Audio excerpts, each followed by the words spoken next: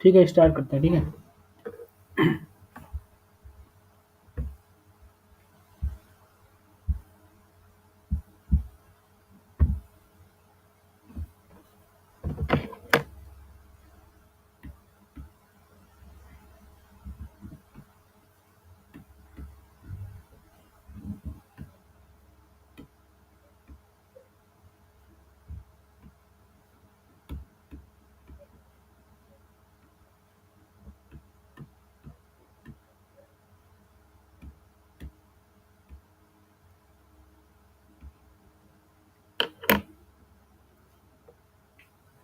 Question paper तो सबके पास है ना। पेपर एक बार मैं ग्रुप में सेंड कर देता हूँ, ठीक है ना।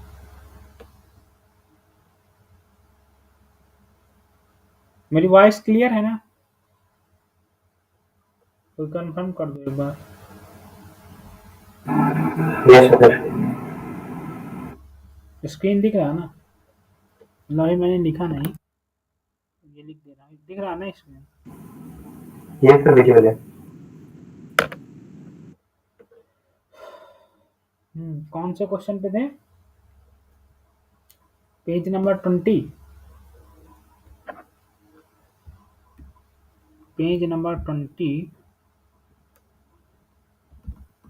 मैंने पेपर सेंड किया, उसी पेपर को खोलना है और पेज नंबर 20 पे जाना है और क्वेश्चन आईडी देखना है 502। पेज नंबर 20 पे क्वेश्चन आईडी है 502। इस क्वेश्चन को सारे लोग देखेंगे। अब कह रहा है let x1 x2 x16, okay, so x I follows, ये रैंडम सैंपल है, नॉर्मल म्यू कामा 4 से in I equal to 1 to 16, okay. Suppose z follows standard normal, ठीक है। For the most powerful test for testing, testing given क्या है?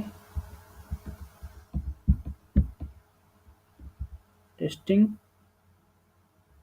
Is h0 mu equal to 3 bs against h1 mu equal to 0. Which one of the following is the p value where the observed sample mean is 0.5? Okay. Observed sample mean x bar equal to क्या दिया? 2.5, okay.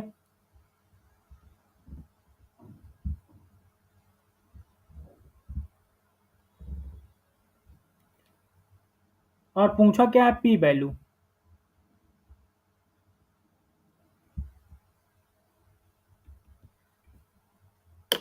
तो मुझे कोई ये बताओ, कि p value कैसे निकलेगी?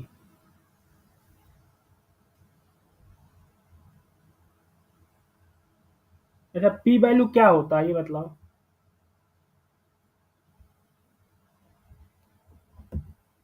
कोई भी बतलाओ, व्हाट इज p वैल्यू?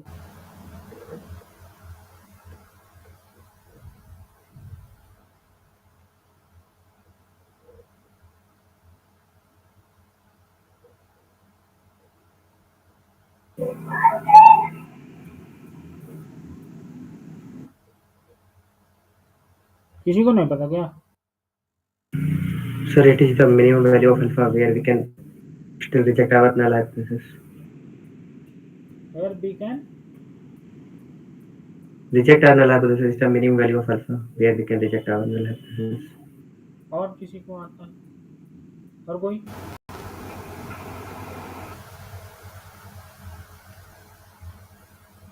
अच्छा, अब जिसने डिफिनीशन बताया है तो ये बताइए यहाँ कौन सा अप्रोच लगाएंगे? यहाँ क्रिटिकल रीजन अब क्या हो गया ये बतलाओ। कोई भी क्रिटिकल रीजन क्या होगा इस problem?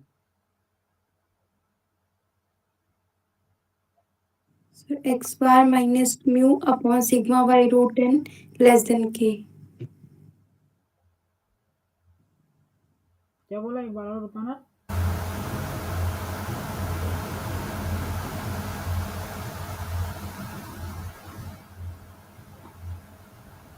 x bar minus mu upon sigma by root 10 less than k. अच्छा less than k, okay. Less than k क्या हुआ? L naught upon L H1 less than k करके फाइंड करेंगे sir. Likelihood under H0 upon likelihood under H1 less than k. Alternate क्या दिया हुआ है?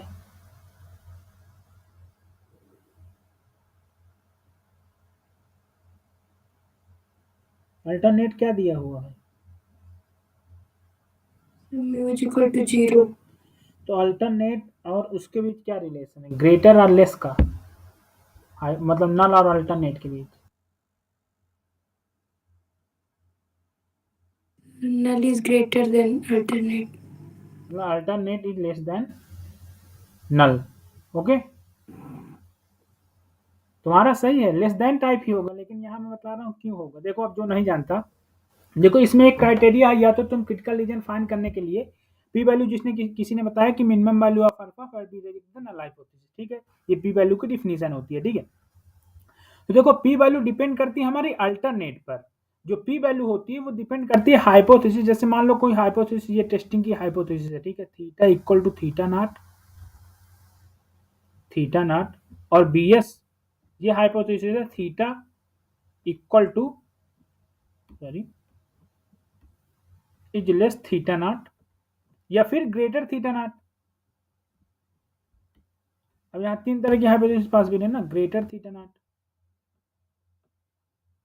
या फिर theta naught equal to theta naught, और यहाँ नल सेम कर दो।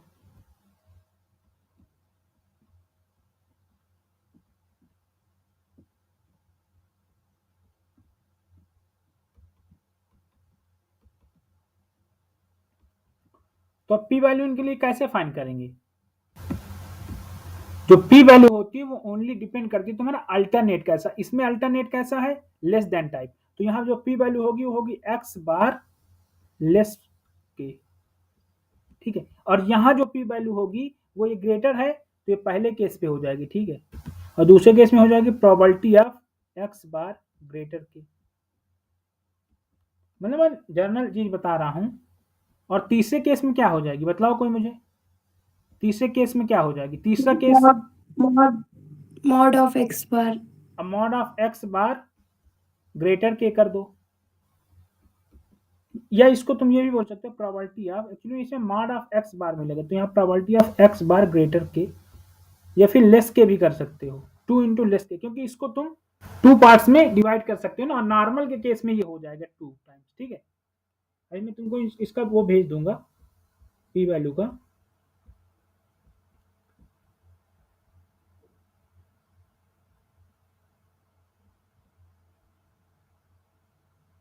तो अब ये बताओ अपने हाइपोथेसिस में, अपनी हाइपोथेसिस क्या गिवन है? अपनी हाइपोथेसिस में गिवन है H naught mu equal to क्या है बताओ? 3 B S H1 equal to mu equal to 0। तो ये क्या है? यहाँ क्या है गिवन है? जो ये है तो इसमें क्या है ये भाई, अगर मान लो ये थीटा नॉट है तो ये वैल्यू क्या हो जाएगी? ये वैल्यू तुम्हारी हो जाएगी म्यू लेस देन 3 है ये ना, एक तरह से बोलो, ये म्यू लेस 3 है ना। Yes sir. तो यहाँ पी वैल्यू क्या, मैंने अभी बताया ना, पी वैल्यू जो होती है वो डिपेंड करती है अल्टरनेट पे। तो पी वैल्यू क्या हो जाएगी? P value is equal to probability of. अब मुझे ये बताओ, ये नॉर्मल के केस में क्रिटिकल रीजन जो होता है वो टेस्ट स्टैटिस्टिक एक्स बार होती है नॉर्मल के केस में। जब तुम्हारा एक्स साइन नॉर्मल को फॉलो कर रहा है, अगर थीटा अननोन है, ये म्यू अननोन है और मीन नोन है, वेरिएंस नोन है, तो यहाँ टी स्टैटिस्टिक टी एक्स बार ही तो होगा, ठीक है। ये डिपेंड, यहाँ ये मैं नॉर्मल की केस कर रहा हूँ, ठीक है, मैं नॉर्मल की बात कर रहा हूँ। यहाँ नॉर्मल थीटा कामा सिग्मा स्क्वायर, और सिग्मा स्क्वायर इन नोन, सिग्मा स्क्वायर तुम्हारा नोन हो जाए, ठीक है ना, ये नोन हो जाए। जहां पर एक्स बार तुम्हारा टी एक्स हो वहां पर ये हम लिख सकते हैं पी वैल्यू, ठीक है। मोनली पी वैल्यू एक्स बार में ही फाइंड करने को देता है वो, ठीक है। तो एक्स बार हो जाएगा यहाँ टी एक्स, तो यहाँ क्या हो जाएगा टी एफ, या इन जनरल तुम यहाँ टी एक्स लिखोगे, एक्स बार नहीं लिखोगे, T x T x T x, ठीक है। तो मैं भेज दूंगा इन जनरल वाला, ठीक है। तो यहाँ क्या लिखोगे तुम? मान लो इन जनरल लिखोगे टी एक्स लेस के, और ये टी एक्स क्या होता है? स्टैटिस्टिक्स यहाँ एक्स बार है, तो probability of X bar less के, ये हो जाएगा तुम्हारा पी वैल्यू की डिफिनीशन से। ठीक है,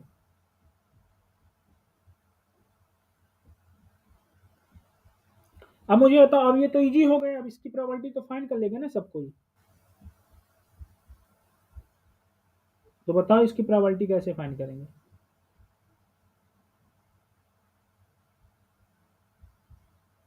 बताओ भाई।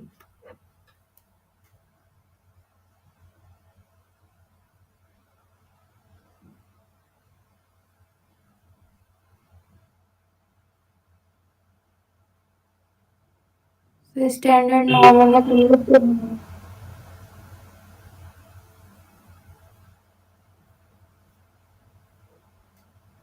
देखो अब लिख लो,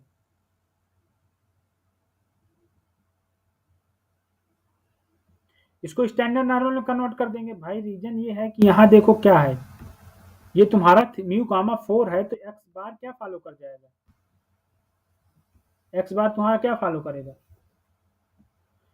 ये तुम्हारी पी वैल्यू आ गई। अब उसने ऑप्शन जब स्टैंडर्ड नॉर्मल में दिया तो स्टैंडर्ड नॉर्मल में कन्वर्ट करो, तो पी एक्स बार लेस के, ठीक है। तो स्टैंडर्ड नॉर्मल में कन्वर्ट करोगे तो क्या होगा, मतलब एक्स बार क्या फॉलो करेगा,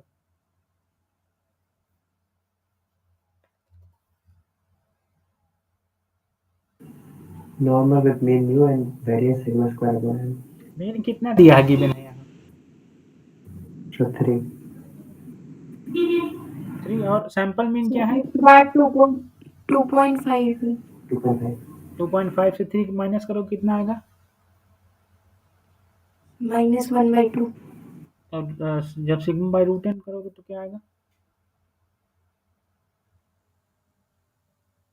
probability of z less than -1।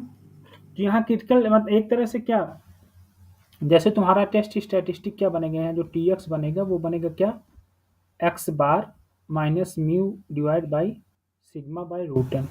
Okay, in your X bar is given, X bar कितना है 2.5 है, और म्यू कितना है अंडर एच नाट हम बात कर रहे हैं, ये 3 है, सिग्मा कितना है 2 है, एन कितना है 16 है, तो ये टी एक्स कितना आ जाएगा, तो टी एक्स आएगा वो कितना आएगा ना, टी एक्स ना कहो या तो स्टैंडर्ड नॉर्मल इसे बोल दो जेड,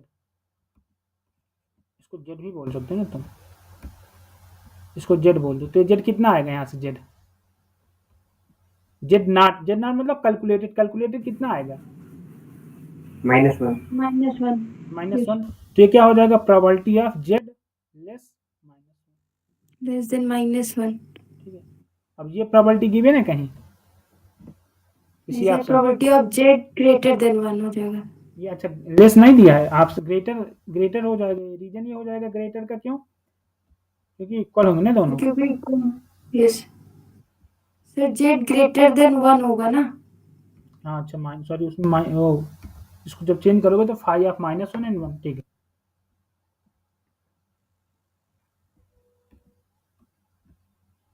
या समझ में नहीं आया किसी को तो बता देते हैं, ठीक है। एक्चुअली में ये क्या होगा तुम्हारा, ये होगा तुम्हारा 1 माइनस, ये होगा तुम्हारा 5 ऑफ -1, ठीक है। और 5 देखो 5 की जो डिफिनीशन होती है वो होती है 5 of X plus 5 of -x equal to 1 होता है, ठीक है। तो अब यहाँ वैल्यू पुट कर दो, 5 ऑफ -1 करोगे तो ये क्या हो जाएगा, 5 of -1 plus 5 of 1 equal to 1, तो 5 ऑफ -1 क्या आया, 5 ऑफ -1 आया तुम्हारा 1 माइनस 5 ऑफ 1। अभी मैं ग्राफ से बता दूंगा, ठीक है। तो इसका मीन्स क्या होगा, इसका मतलब होता है 5 ऑफ x का मतलब क्या होता है, 5 ऑफ x मीन्स होता है जो स्टैंडर्ड नॉर्मल का CDF होता है, इसका मतलब होता है probability x less or equal to x, ये इसको z भी बोल दो, z less or equal to small x।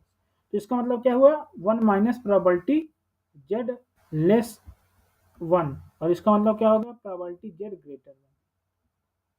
इतना लंबा प्रोसीजर है, ठीक है ना। अब वैसे अगर तुम्हें चेक करना है तो उस पे आओ, ग्राफ पे। ग्राफ पे क्या है,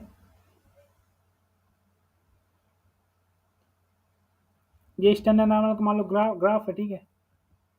और ये 0 के बाद सिमेट्रिक होता है, ये 0 के बाद ये कह रहा है -1 यहाँ लाई करेगा और फिर 1, तो इतना जो प्रोबेबिलिटी इधर होगा वही प्रोबेबिलिटी तुम्हारा इधर होगा, ये तो पता है, हाफ हाफ। अब वो क्या कह रहा है, जेड लेस आर इक्वल, मान लो -1 पॉइंट यहाँ लाई किया ये और 1 यहाँ लाई किया, तो भाई -1 से जो छोटी प्रोबेबिलिटी है वो ये रीजन आएगा, तो ये रीजन की प्रोबेबिलिटी इस रीजन की इक्वल होगी ना। तो ये रीजन क्या है, जेड से ग्रेटर वाला रीजन है, लेस वाले की प्रोबेबिलिटी इसके इक्वल ना होगी क्योंकि ये सिमेट्रिक है तो इसकी इक्वल होगी। तो हमने क्या किया कि जेड से ग्रेटर ले लिया, मतलब probability of Z greater 1 is equal to probability of Z less or equal to -1। Okay, बात समझ में आई भाई। ये मैं कलर चेंज करके बताता हूँ, ठीक है। पहले तो ग्राफ समझिए, ग्राफ ये नॉर्मल का ग्राफ है, 0 के और सिमेट्रिक है। देखो यहाँ मान लो 1 पॉइंट लाई करेगा, यहाँ पर ये 1 पॉइंट है, 0.1 है, और यहाँ पॉइंट -1 लाई, ठीक है।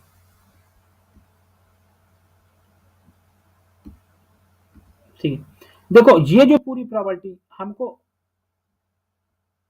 ये प्रोबेबिलिटी और ये प्रोबेबिलिटी आपस में इक्वल होंगी कि नहीं होंगी, मतलब क्योंकि ये जो पूरी प्रोबेबिलिटी है,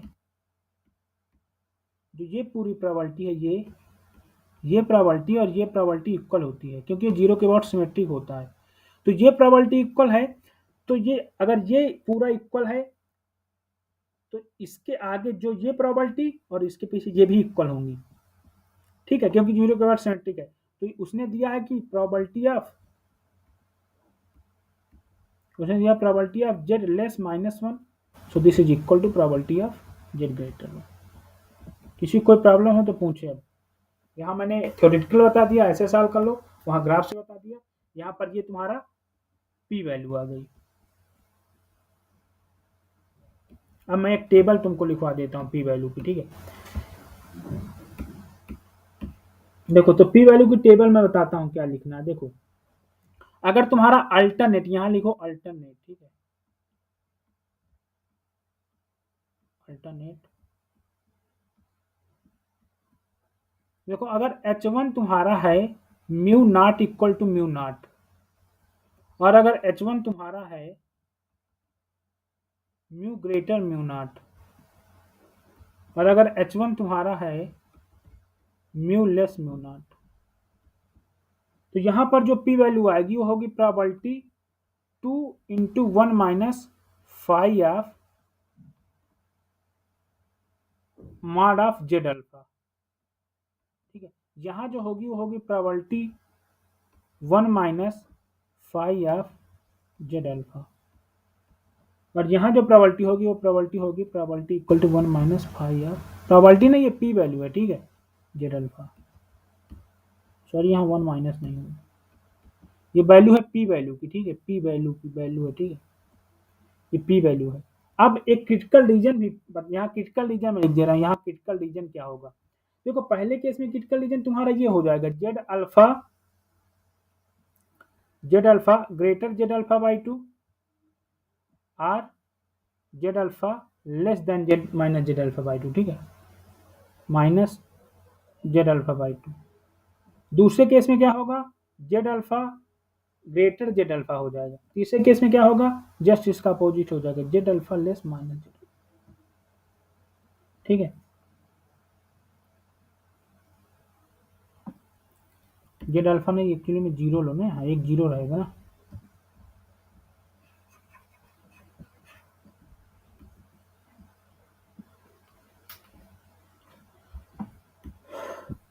अल्फा ही ले लो या जीरो ले लो, फिर तुम्हें जेड जीरो लिखना पड़ेगा कि जेड जीरो क्या है, ठीक है।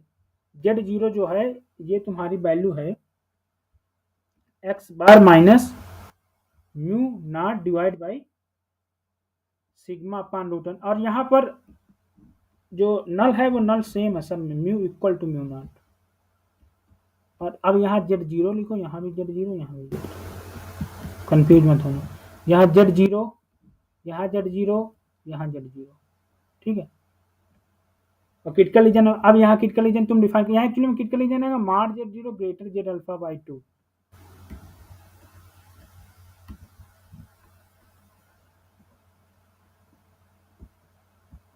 और यहाँ पर जो आएगा वो आएगा Z0 ग्रेटर Z अल्फा, और यहाँ पर जो आएगा वो आ जाएगा Z0 less minus Z alpha. ठीक है, ये होती है इन जनरल। ठीक है, अगर कहीं भी आ जाए केस ऐसा। ठीक है, जहां पर हम जेड टेस्ट अप्लाई कर सकते हैं, ये जेड टेस्ट के लिए है, जहां पर हम जेड टेस्ट अप्लाई कर देंगे उसके लिए पी वैल्यू है। ठीक है, अब बताओ इस क्वेश्चन में किसी को प्रॉब्लम है?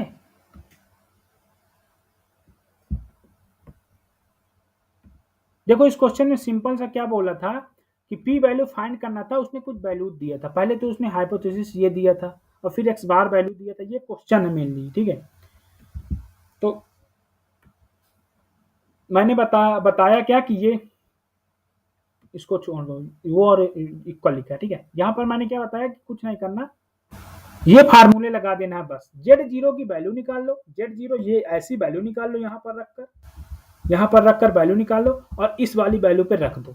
हमारा केस ये वाला था, ये वाला लेस वाला, तो हमने यहाँ निकाल लिया, तो हमारा Z0 कितना आया था? -1 आ गया। भाई हमारा Z0 तो -1 ही आया है ना, एक तरह से ये Z0 तो -1 ही आया है। ये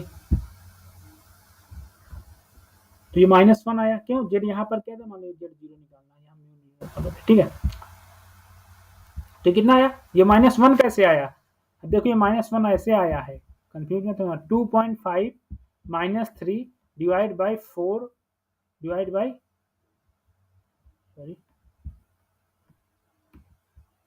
2 डिवाइड बाई 4, तो ये अब आया है -1, क्योंकि ये भी ऊपर 1/2 बचेगा, माइनस में नीचे 1/2, तो ये -1 आया। ठीक है,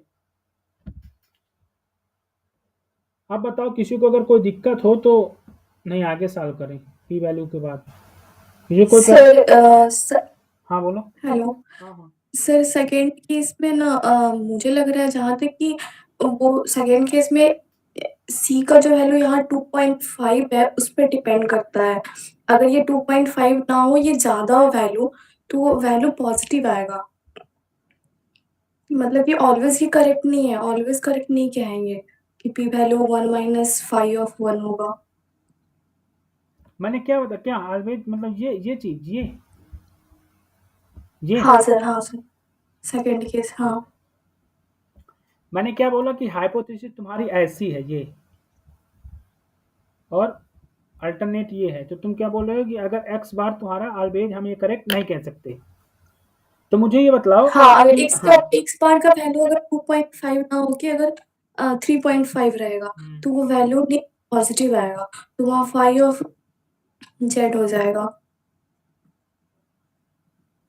वो तो तुमने इस मतलब बेसिस जेड पे, नॉट। हाँ वो तुमने इस बेसिस पे कह दिया कि एक्चुअली तुमने इस बेसिस में कह दिया कि so probability of X bar minus mu by sigma by root N. तुमने दूसरे केस में बोला ना, मान लो मैं ग्रेटर के करूंगा। ठीक है, सो अगर यहाँ तुम क्या बोल रहे हो कि यहाँ भी मान लो, यहाँ पर मान लो कि तुमने 3.5 कर दिया, -3 कर दिया, डिवाइड बाई 4 कर दिया, रूट बाई 4 कर दिया, यहाँ 2 कर दिया। ठीक है, तो ये ग्रेटर कितना आ जाएगा? ये 1 आएगा ग्रेटर, प्रोबेबिलिटी जेड। ओके, तो तुम ये तो यही आएगा ना, +1।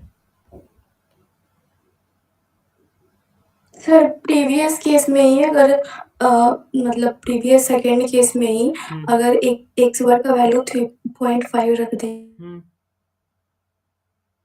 तो वहां पर जेड नॉट कितना आ जाएगा? जेड नॉट कितना आ जाएगा? 1 आ जाएगा।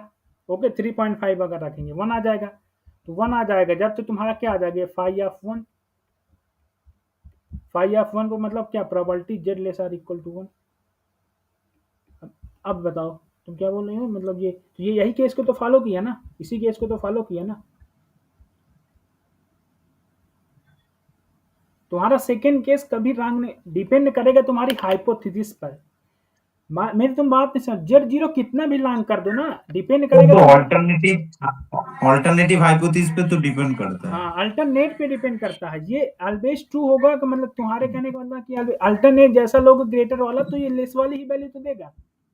यहाँ तुम जेड की कोई भी वैल्यू लिखो, मतलब तुम एक्चुअली में ये कहना चाह रही हो ना कि जैसे this number is greater then minus something minus. Okay, ये कहना चाह रही हो ना। मान लो किसी माइनस से हो गया तो इसको 1 माइनस, ये 1 माइनस प्रोबेबिलिटी किसी माइनस से माइनस जेड नहीं तो आएगा, माइनस मान लो जेड नॉट आएगा, तो ये तुम्हारे अल्टरनेट पे डिपेंड करेगा, ठीक है ना।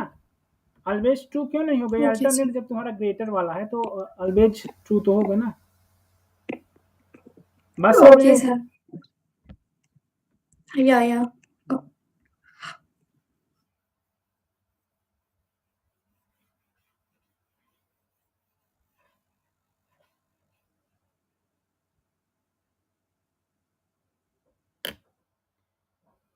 अब आते हैं नेक्स्ट क्वेश्चन पे, ठीक है। नेक्स्ट क्वेश्चन क्या कह रहा है, अच्छा ये नॉन पैरा का, ठीक है, ये बेजियन का है, ये भी ये उसका है, ये भी बेजियन का है। फिर उसके बाद तुम्हारा BIBD का है, ठीक है, बैलेंस इनकम्प्लीट, ठीक है। अब आओ पेज नंबर 23 पर, ठीक है। पेज नंबर 23 मैंने फ्राइडे को मेरे क्लास था ना, लास्ट नहीं सैटरडे को था ना, सैटरडे को जब मेरा लास्ट क्लास था वहां पर मैंने एक चीज डिस्कस की थी इन जनरल, कि अगर तुम्हारा एक्स आई फॉलो कर रहा है, आज फिर मैं डिस्कस कर देता हूँ यूनिफॉर्म 0, थीटा को, तो मुझे बताओ मैं दो कॉन्फिडेंस इंटरवल डिफाइन करता हूँ।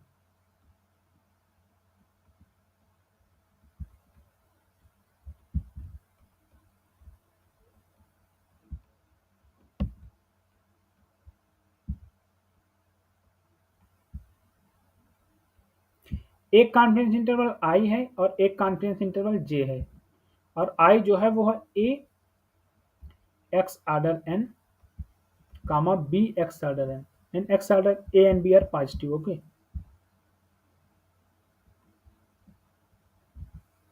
और फिर यहाँ पे ले लो तुम X order N plus C and X order N plus D, okay, and C are D are greater zero करो, ठीक है, क्योंकि जीरो कर दोगे तो ये हो जाए, ठीक है, तो ग्रेटर जीरो ये भी, ठीक है, ओके। तो ये बतला मुझे ये दो कॉन्फिडेंस इंटरवल में, तो इनमें से कौन सा कॉन्फिडेंस इंटरवल डिपेंड करेगा थीटा पर और कौन सा नहीं होगा, कौन नहीं डिपेंड करेगा। मतलब पहला ऑप्शन मैं बना रहा हूं I is independent of theta, I is, ये दोनों कॉन्फिडेंस इंटरवल है थीटा के लिए, ठीक है, इंडिपेंडेंट ऑफ थीटा। सेकंड है J is independent of theta, मतलब सिमिलर चीज, ठीक है, J is independent of theta. Third है I and J both are independent, I and J both are independent, मतलब दोनों इंडिपेंडेंट है, ठीक है।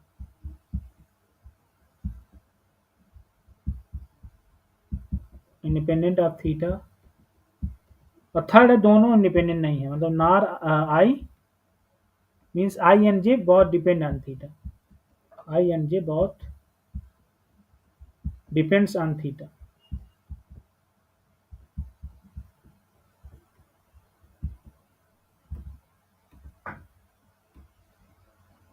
अब बताओ कौन सा ऑप्शन होगा इसका,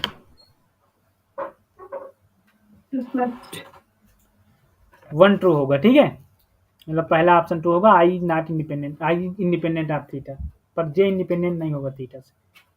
तो मैंने कल इसका लॉजिक भी दिया था, मतलब सैटरडे की लास्ट क्लास में मैंने इसका लॉजिक भी दिया था कि देखो एक्स आई तुम्हारा क्या फॉलो कर रहा है, यूनिफॉर्म 0, थीटा को। So X I divide by theta क्या फॉलो करेगा, यूनिफॉर्म 0, 1 को, ओके। अब ये देखो जिसको ना समझ में आया हो तो क्या होता है कि ये फैमिली स्केल फैमिली है, ठीक है, जो स्टैट से ना हो तो वो क्या करेगा, Y equal to X I divide by theta मानेगा, और फिर क्या करेगा कि एफ ऑफ वाई निकालेगा। अब एफ ऑफ वाई कैसे निकलेगा, ये निकलेगा तुम्हारा D X by D Y, okay. इसका मतलब डिटर्मिनेंट ले लेना, मतलब इसको मॉड ले लेना, पॉजिटिव डिटर्मिनेंट नहीं, डिटर्मिनेंट एक्चुअली में, या डिटर्मिनेंट ही ले लो, मॉड एक्चुअली में एक वेरिएबल है, डिटर्मिनेंट मॉड दोनों इक्वल, तो इसका डिटर्मिनेंट जैसे लोगे मॉड, और यहाँ पर क्या लिख दोगे F of X in terms of Y, मतलब इनवर्स लिख दोगे एक तरह से, इनवर्स का मतलब अभी बता रहे हैं, ठीक है। तो यहाँ से बताओ मुझे कि एफ ऑफ एक्स क्या है, यहाँ एफ ऑफ एक्स आई क्या है, ये 1/θ, तो ये 1/θ ही हो जाएगा ऐसे।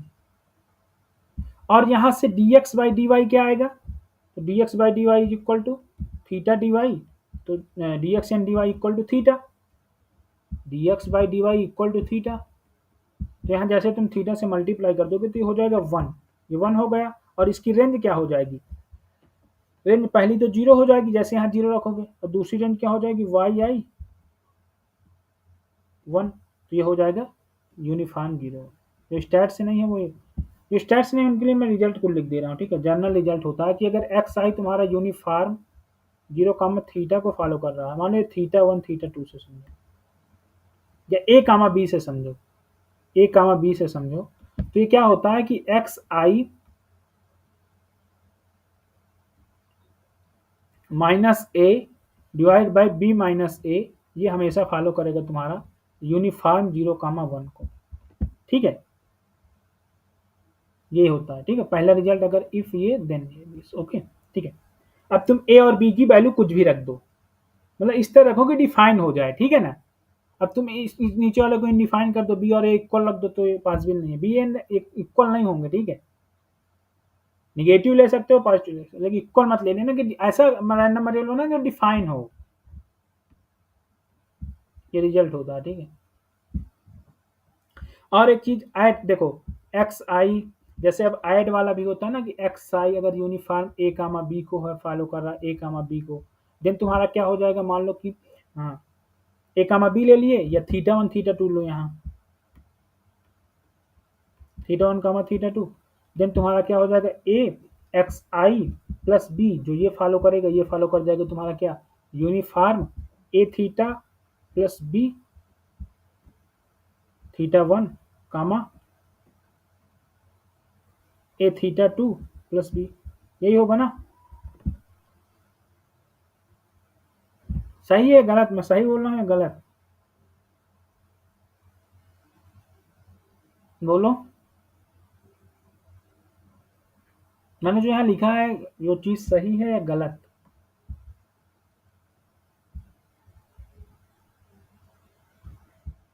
किसी को समझ नहीं आ रहा क्या जो स्टैट से है कि मैं क्या लिख रहा हूँ, नहीं है सर।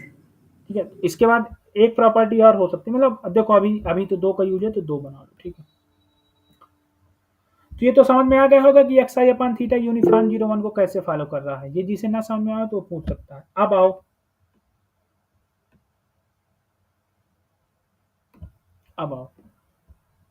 तो पहला आई ऑप्शन क्या है, आई इज इक्वल टू क्या है, A X order N, B Y X order N, ये है ऑप्शन ए। तो ए ऑप्शन का मतलब ये कॉन्फिडेंस इंटरवल है, तो इसका मतलब ये है लिखा है, ये probability of A X order N से बिगर थीटा से लेस, थीटा से फिर बिगर होगा बी एक्स ऑर्डर एन। ये तुम्हारा कॉन्फिडेंस इंटरवल की डिफिनीशन होती है ना। अगर एक कॉन्फिडेंस इंटरवल मतलब थीटा इन दोनों के बीच लाई कर रहा है, इसकी प्रोबेबिलिटी है, ये कॉन्फिडेंस, इसकी प्रोबेबिलिटी। अब इस प्रोबेबिलिटी की बात वो कह रहा है कि ये प्रोबेबिलिटी तुम्हारी डिपेंड करेगी थीटा पर कि नहीं, वो ये है पूछना चाह रहा है कि ये जो प्रोबेबिलिटी होगी वो थीटा पर डिपेंड करेगी कि नहीं, उसका मीन्स यही था।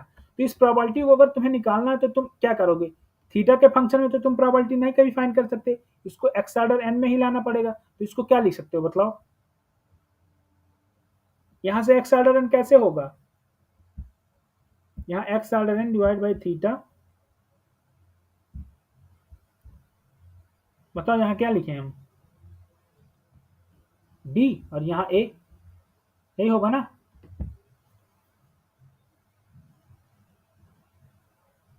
श्योर हो कि 1/b 1/a होगा, जैसे 1/3 से 1/3 से 1/2। 1/3 तो 1/b होगा ना, मतलब यहाँ देखो थीटा से बिगर होगा जब b एक्स ऑर्डर n, तो मतलब ये हो जाएगा 1/b, ओके। तो यहाँ पर तुम्हारा 1/b आएगा और यहाँ 1/a आएगा, ओके। अब मुझे बताओ x order n by theta है, तो ये अब हमारे पास इसका डिस्ट्रीब्यूशन फाइंड करना टास्क बचा। ये वाला अगर हम फाइंड कर दे डिस्ट्रीब्यूशन तो तुम्हारा काम बन जाए। तो अब मुझे ये बतलाओ, अभी मैंने पीछे क्या बताया कि xi डिवाइड बाई थीटा क्या फॉलो कर रहा है, यूनिफॉर्म 0, 1 को। तो जब xi by theta he uniform 0 1 को फॉलो कर रहा, मतलब जिसका डिस्ट्रीब्यूशन ही नहीं डिपेंड कर रहा थीटा पर, तो मैक्सिमम का कैसे डिपेंड कर जाएगा। Maximum of X I divide by theta है, तो ये क्या फॉलो करेगा, ये beta first kind n, 1 follow करेगा, ये फॉलो करेगा ना। बताए थे ना उस दिन रिजल्ट की एक्स ऑर्डर आर जो होगा यूनिफॉर्म के केस में फॉलो करता है beta first kind R comma n minus R plus 1। Okay, where xi follows uniform 0, 1। Okay, किसी कोई प्रॉब्लम। तो xi अपॉन थीटा अगर यूनिफॉर्म, तो maximum of this beta n का वन, तो ये इसका डिस्ट्रीब्यूशन जब भी नहीं थीटा पर डिपेंड कर रहा, जब इस क्वांटिटी मान लो ये y क्वांटिटी है, y क्वांटिटी का डिस्ट्रीब्यूशन ही थीटा पे नहीं डिपेंड कर रहा, तो इसकी प्रोबेबिलिटी में थीटा कहां से आ जाएगा, जब इसका डिस्ट्रीब्यूशन यही इंडिपेंडेंट ऑफ थीटा है, यही इंडिपेंडेंट ऑफ थीटा है, this is independent of theta, तो ये जब ये डिपेंड ही नहीं कर रहा, तो प्रोबेबिलिटी कहां से आ जाएगी, तो ये इंडिपेंडेंट ऑफ थीटा हो जाएगा। मोर जनरली जिसको फाइंड ही करना है तो वो ये कर लेगा 1/b 1/a, और बीटा का डिस्ट्रीब्यूशन क्या होगा बताओ, बीटा n कामा 1 का पीडीएफ होगा क्या, x⁻n-1 dx। जब इसको तुम फाइंड करने जाओगे तो आएगा कितना, ये मतलब यहाँ n से मल्टीप्लाई भी कर दो, तो n से n कैंसिल हो जाएगा, ये आ जाएगा 1/a के पावर n-1, मतलब 1, और ये आ जाएगा 1/b के पावर, ये आ जाएगी प्रोबेबिलिटी तुम्हारी फाइनली, ये independent of theta.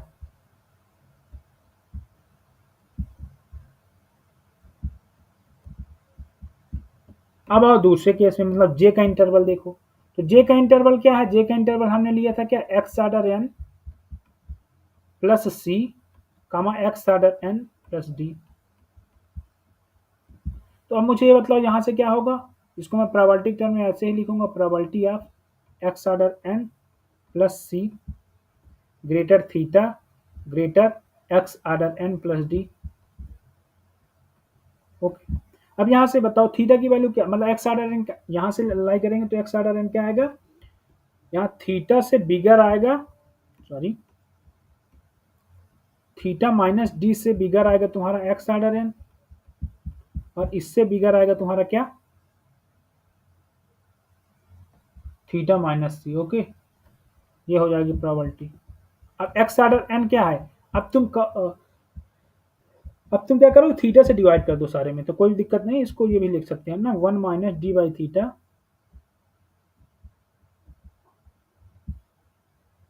By theta. हाँ, अब एक चीज और बताते हैं, ठीक है, देखो अब ये मत सोचना कि इसका जब डिस्ट्रीब्यूशन थीटा पे डिपेंड नहीं कर रहा, तो क्यों, क्योंकि यहाँ डिस्ट्रीब्यूशन तो नहीं डिपेंड कर रहा, लेकिन ये क्वांटिटी थीटा पर डिपेंड है, वहां ये क्वांटिटी थीटा पर डिपेंड नहीं थी, ये क्वांटिटी थीटा पर डिपेंड है, तो जब इसका डिस्ट्रीब्यूशन क्या है, इसका डिस्ट्रीब्यूशन हम लोगों ने बीटा n का मान फाइंड किया, तो ये प्रोबेबिलिटी कैसे हो गई, 1 minus theta by D by theta to power 2, integrate करोगे 1 माइनस सी बाई थीटा, और पीडीएफ क्या था, इसका पीडीएफ क्या होगा, N X power n-1 into D X, ये जब सॉल्व करोगे तो आएगा 1 minus C upon theta to power n-1 minus D upon theta to power, मतलब ये थीटा पे डिपेंड कर गया, ये थीटा पे डिपेंड है ना, यहाँ थीटा तो इंडिपेंडेंट नहीं है, थीटा पे डिपेंड है, तो ये तुम्हारा फॉल्स हो गया। अब यहाँ तक जिसको समझ नहीं आया वो पूछे।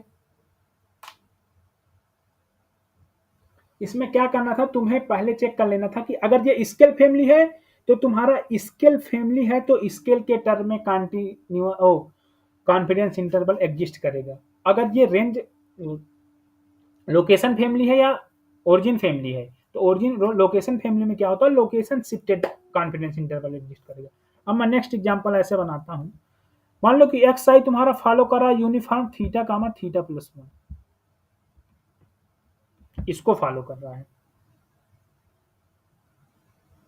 इस पे बताओ, इस पे कॉन्फिडेंस इंटरवल अगर ऐसा दिया, मान लो आई और ये दिया I equal to A X order N, और यहाँ दिया बी एक्स ऑर्डर एन,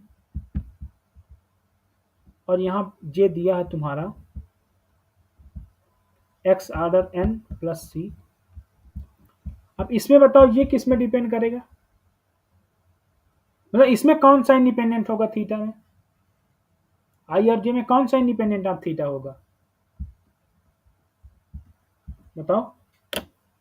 आई आई आई आई आई क्यों होगा?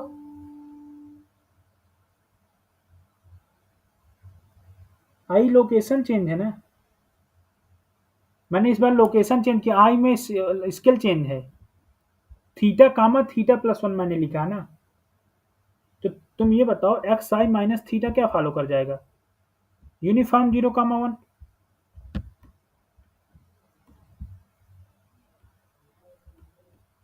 तो मुझे ये बताओ maximum of X I comma theta क्या फॉलो कर जाएगा?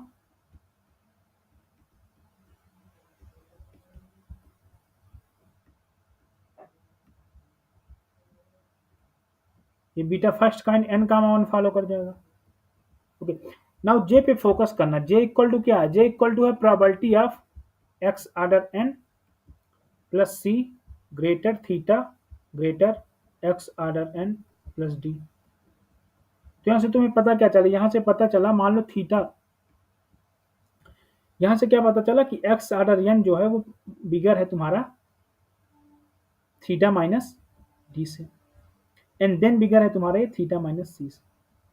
ओके, अब इसमें थीटा माइनस कर दो, इस टर्म में थीटा माइनस कर दो, क्योंकि यहाँ थीटा यहाँ भी तो थीटा माइनस कर दो, कोई प्रॉब्लम नहीं।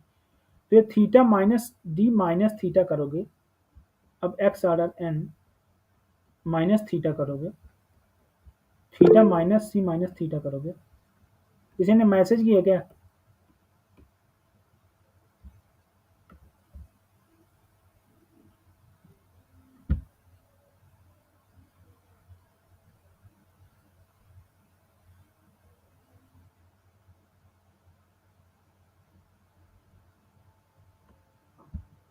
अच्छा, वॉइस मेरी ब्रेक हो रही है क्या?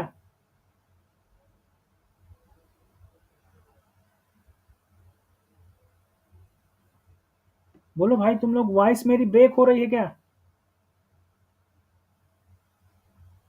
सर वॉइस ठीक है, स्क्रीन नहीं सो रही है सर। स्क्रीन अभी मैंने शो ही नहीं किया, अब एक मिनट वेट करना, अब स्क्रीन तो शो हो रही होगी,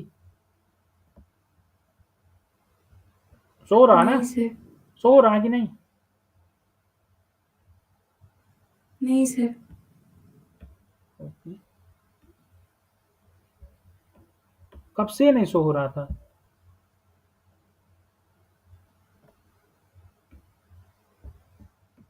अब शो हो रहा है नहीं स्क्रीन? हाँ सर, अब सो रहा है। तो ये एग्जांपल तुम्हें लोगों को दिखा नहीं था क्या कि एक्स आई थीटा कामा थीटा प्लस 1 को फॉलो, ये दिखा नहीं होगा? Yes sir. ओके, देखो मैं एक्चुअली में क्या है कि मेरा नोट पैड ऐसा है कि अगर मैं उसको ओपन कर लिया तो मैं मीटिंग में ये नहीं देख सकता कि कौन मैसेज कर रहा है कौन क्या, इसलिए मुझको बोल दिया करो, मतलब कोई वॉइस उसमें चैट बॉक्स में मत लिखो। मैं जब एक बार अपना आई वो खोल लिया, मतलब एक बार मैंने अपने नोटबुक खोल लिया, तो मैं नहीं जान पाता कि मीटिंग में कौन क्या, अगर कहेगा कोई तो उसकी वॉइस मुझे सुनाई देगी, लेकिन अगर कोई चैट करेगा तो मैं चैट नहीं देखता। इसलिए अगर बोर्ड नहीं विजुअल है तो बोल दो कि नहीं दिख रहा है बोर्ड,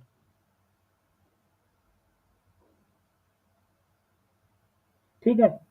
नहीं तो अगर मैं अपने उसमें पढ़ाता रहता, किसी ने बोला नहीं तो मतलब मैसेज किसी ने डाला तो फिर मैंने देखा ऐसे, लेकिन अगर जिसको नहीं दिख रहा तो एक बार बोल दो कम से कम कि सर बोर्ड नहीं दिख रहा है, कि मैं वो नहीं करता। मैं बोल रहा हूँ ना कि मैं एक बार नोटबुक खोल दिया तो वो नहीं, मीटिंग नहीं देख पाता कि मीटिंग में कौन मैसेज किया कौन नहीं। देखो ये क्वेश्चन क्या था, ये क्वेश्चन जस्ट उसका थोड़ा सा अपोजिट है, मैंने ये खुद से डिजाइन किया है, ये एग्जाम में नहीं आया, हो सकता है किसी एग्जाम में आया हो, लेकिन मुझे नहीं आइडिया कि किस एग्जाम में आया। एक्स आई फॉलो कर रहा है मान लो uniform theta gamma theta plus 1 को, तो ये दोनों इंटरवल दिए हैं, ये कॉन्फिडेंस इंटरवल है, तो बताओ इनमें से कौन सा इंडिपेंडेंट होगा थीटा से, ये मैंने क्वेश्चन किया है। बताओ इसमें कौन सा इंडिपेंडेंट होगा थीटा से? सर स्क्रीन नहीं सो रहा है। स्क्रीन नहीं शो हो रहा है, एक मिनट,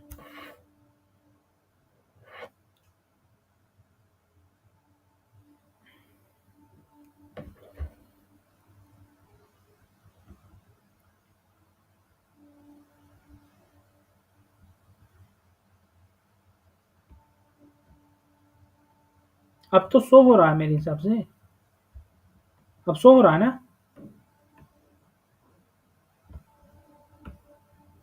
नहीं सर।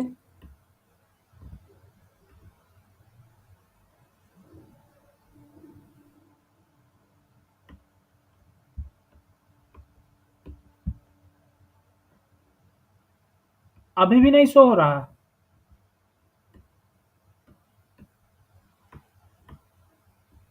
बोलो, अभी भी नहीं शो हो रहा क्या? नहीं। 1 मिनट वेट करो, मुझे लगता है मेरे नेटवर्क में कोई इशू है।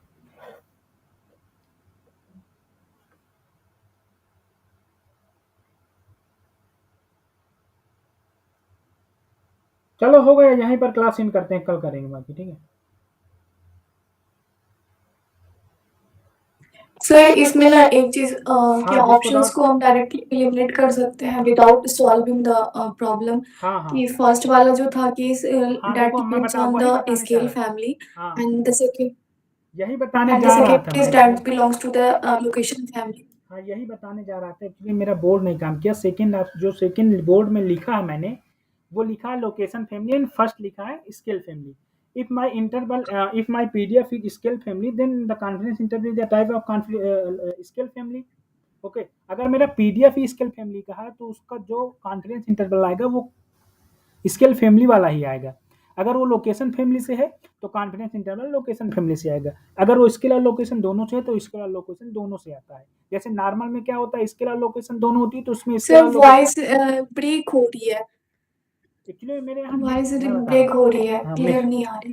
ये क्लास कल होगा, ठीक है? क्लास कल होगा। मेरा नेट में प्रॉब्लम आ चुका है, वाईफाई मेरा नहीं सही चल रहा है। ये क्लास मैं कल यहीं से कंटिन्यू करूँगा। ओके, कल मैं ये डिस्कस करूँगा कि स्केल और ओके लोकेशन ओके। में। ओके, मैं ये PDF सेंड कर देता हूँ। Okay okay, thank you.